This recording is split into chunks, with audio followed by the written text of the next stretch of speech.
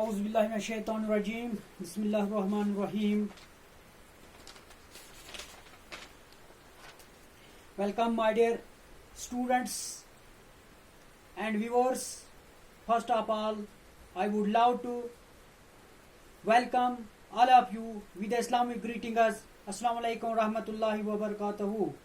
May peace and mercy of Almighty Allah be upon all of you. As you know, we are discussing 11th class history topic Industrial Revolution. In the previous topic, we have discussed something regarding this chapter, but today our topic is condition of women and children. Condition of women and children in Industrial Revolution.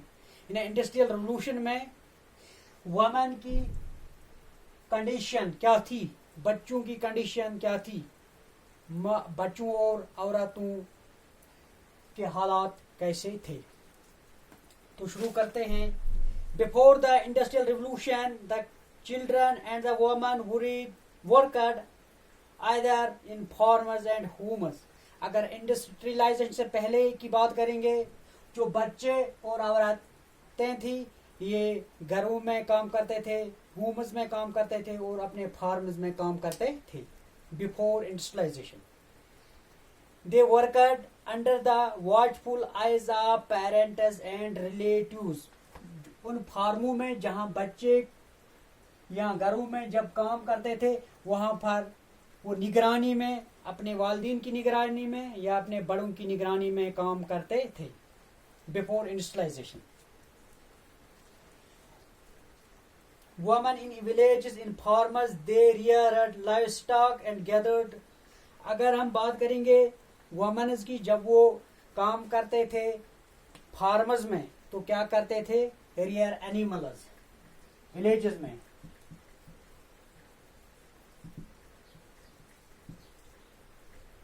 Rear animals, gather firewood,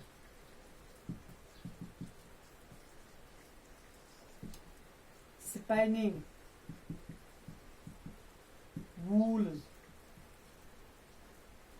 women की बात करेंगे, वो farmers में जब काम करते थे animal rare करते थे, इन्हें पशुपालन को पालते थे। गैदर फायरवुड, जलाने की लकड़ियां, फायरवुड जमा करती थी। स्पाइनिंग वूल्स, और वूल काटती थी, यानी ऊन काटती थी। It was necessary for the women and the children to take to work and support to the meagre earnings of man. उस जमाने के हिसाब से, उस सोसाइटी के रिवाज के मुताबिक चिल्ड्रन एंड वुमेन, इनको लाजमी था कि वो काम करें और कुछ अपने जो उनके मर्द थे, उनके जो बड़े थे, उनके लिए कुछ अर्न करें। उनकी जो मीगर अर्निंग्स यानी थोड़ी बहुत आमदनी थे उसमें वो उनका हाथ बटाती थी। कौन? मर्द, औरतें और बच्चे। ये उस वक्त के रिवाज के मुताबिक या सोसाइटी के हिसाब से जरूरी था।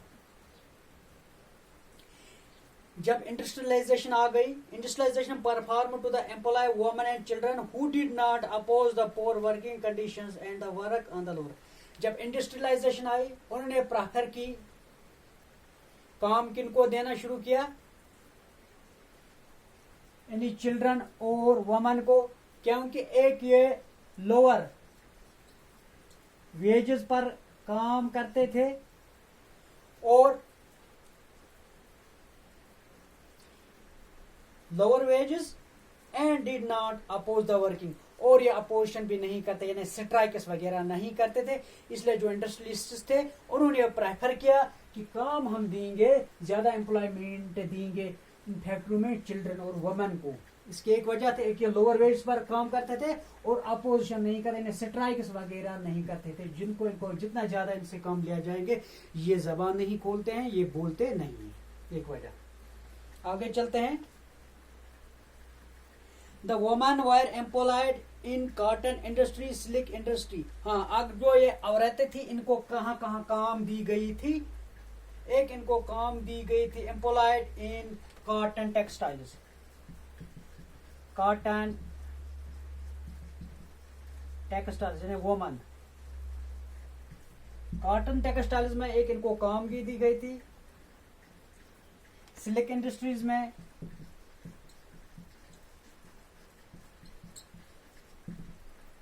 और लेस मेकिंग और नीटिंग इंडस्ट्री।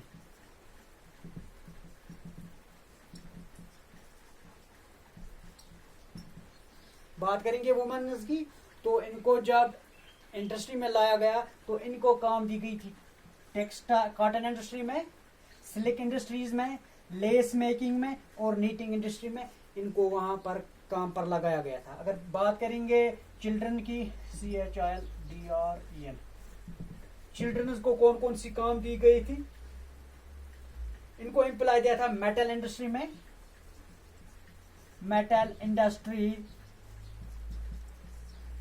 और इनको काम दिया गया था कोल माइन्स में और कॉटन टेक्सटाइल में, कॉटन टेक्सटाइल इंडस्ट्री में। यानी वुमेन्स को एम्प्लॉयमेंट दी गई थी कॉटन टेक्सटाइल में, सिल्क इंडस्ट्रीज में, लेस मेकिंग में और नीटिंग में। तो चिल्ड्रंस को मेटल इंडस्ट्री में, कोल माइनिंग में, कॉटन टेक्सटाइल इंडस्ट्री में एम्प्लॉयमेंट फराहम की गई। So, women and children often worked long hours in human working conditions. ये जो औरतें और बच्चे थे ये लॉन्ग आवर्स वहां पर काम करती थी और इन ह्यूमन यानी इनके जिंदगी को वहां पर खतरात थे, इनसे बहुत ज्यादा काम लिया जाता था क्योंकि ये स्ट्राइक्स वगैरह नहीं करते थे और ये लोअर वेज पर काम करते थे। The government took some time to decide that the working children and women should be protected by laws. तब गवर्नमेंट ने कुछ समय लिया, कुछ टाइम लिया कि कुछ हमें कुछ लॉज बनाने चाहिए ताकि इन बच्चों और औरतों की जो जिंदगी खतरे में है इससे कुछ प्रोटेक्शन मिल जाए। तो गवर्नमेंट ने कुछ इनिशिएटिव्स लिए, कुछ लॉज बनाए। तो सबसे पहले लॉज बनाने शुरू हो गए 1819 में, 1819 में। 1819 में लॉज बनाए, wire enacted prohibited the employment of children under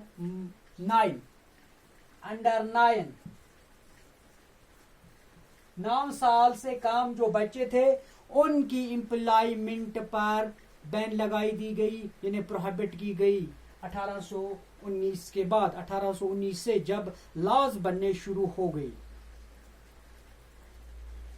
working hours for those who are between 9 and 6 was reduced. हाँ, अब जो 9 और 16 जिनकी एज ग्रुप 9 और 16 के बीच में आती थी उनके लिए जो वर्किंग आवर्स थे, वर्किंग आवर्स वो कम कर दिए गए, यानी अब 16 के बजाय इनसे 12 आवर्स काम लिए जाएंगे। इस एक्ट के तहत 1819 में जो एक्ट बनाया गया, अंडर 9 जो 9 साल से कम बच्चे एम्प्लॉयमेंट का उस पर बैन लगा दी गई, और 9 से 16 साल के दरमियान जो बच्चे हैं जिनकी उम्र है, इनके जो वर्किंग आवर्स है वो 16 से कम करके 12 रख दिए गए।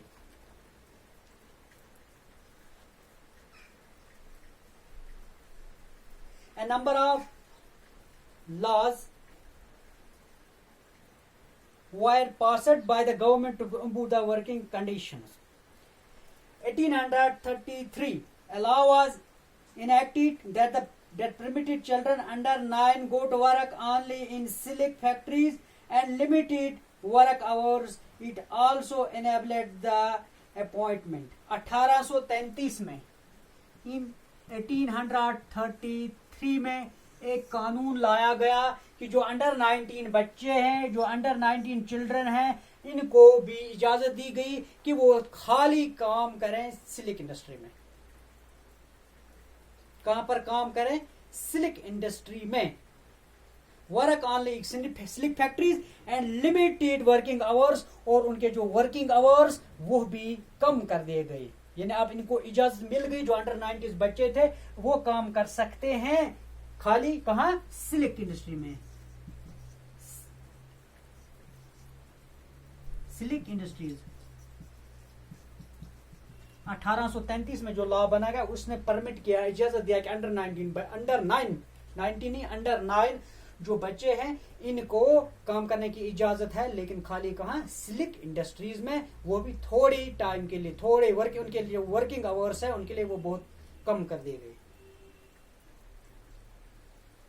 1847 में एक एक्ट लाया गया जिसको कहते हैं 10 आवर्स बिल, बहुत ही इंपॉर्टेंट है 10 आवर्स बिल।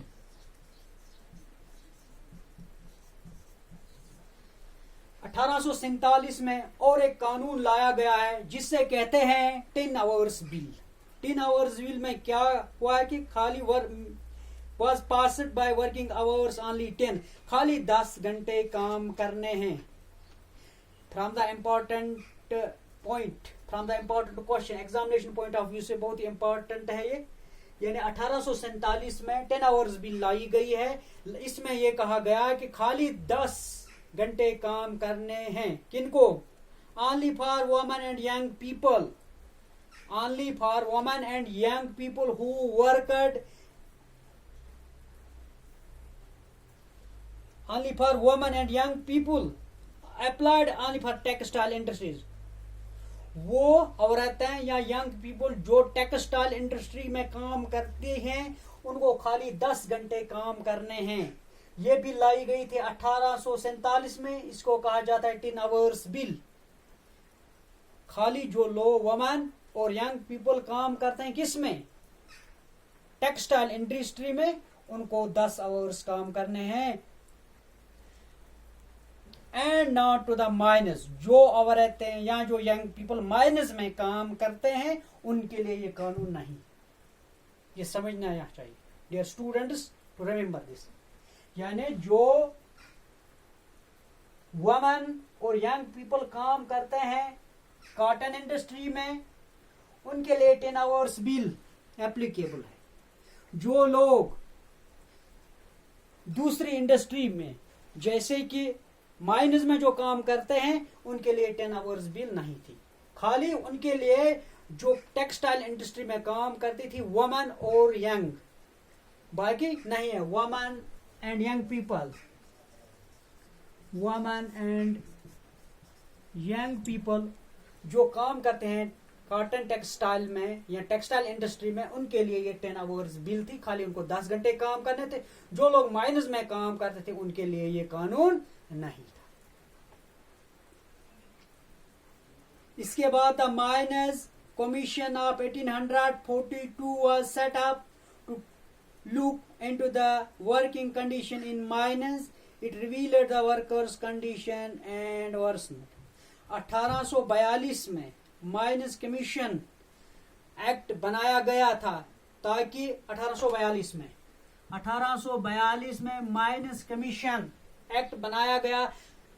जो वर्कर्स काम करते हैं कहाँ, माइनस में, फैक्ट्रीज में, जो वर्कर्स की कंडीशन है उस पर नजर रखी जाए, क्योंकि वहां पर उनकी जो हालात थी वो दिन ब दिन बदतर होती जा रही थी। इसलिए ये कानून लाया गया जिसको कहते हैं माइनस कमीशन ऑफ 1842। जो कंडीशन ऑफ वर्कर्स है उसको नजरसानी करने के लिए, उनकी जो सेहत है उसका ख्याल रखने के लिए, ये क्योंकि उनकी जो सेहत थी वो दिन ब दिन बदतर होती जा रही थी, इसलिए उस पर नजर रखने के लिए माइनस कमीशन ऑफ 1842 लाया गया था। वर्कर्स की कंडीशन को, जो सेहत थी, जो उनकी कंडीशन थी, उसको मद्देनजर रखते हुए। इसके बाद mines and colliers act 1842। Mines and colliers act, mines and colliers act ये लाया गया है 1842 में। माइनर्स एंड कॉलर्स एक्ट ये भी लाया गया 14 1842 में prohibited children and women from working in coal mines. अब और एक एक्ट 1842 में लाया गया जिसका नाम है माइनस एंड कोलोर्स एक्ट 1842। इसने प्रोहिबिट किया वुमेन एंड चिल्ड्रन जो काम करते हैं कोल माइनस में।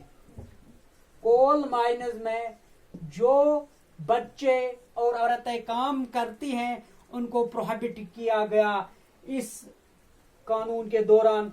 माइनस एंड कोलोर्स एक्ट 1842 इसने ये प्रोहिबिट किया कि बच्चों और औरतों को कोल माइनस में काम करने की इजाजत नहीं है। इसके बाद और एक एक्ट लाया गया जिसको कहते हैं fielders factory act.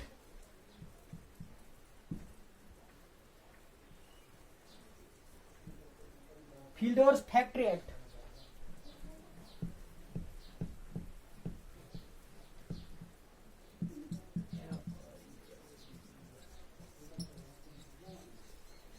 Factory act ये लाया गया है 1847 में। फील्डर्स फैक्ट्री एक्ट 1847 में लाया गया है। इसके मुताबिक declared that the children under as 18 should not work more than 10 hours.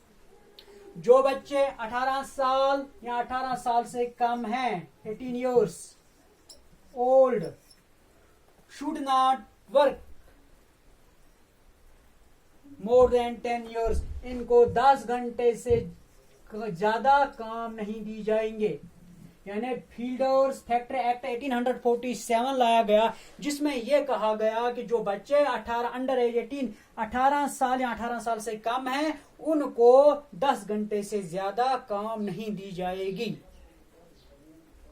Fielders factory act ये थी condition of women and children in the industrial revolution. उम्मीद करते हैं कि आपको समझ में आया होगा। इंशाल्लाह नए क्लास में हम दूसरा टॉपिक लेकर आपके सामने हाजिर हो जाएंगे। तब तक के लिए खुदा हाफिज नासिर।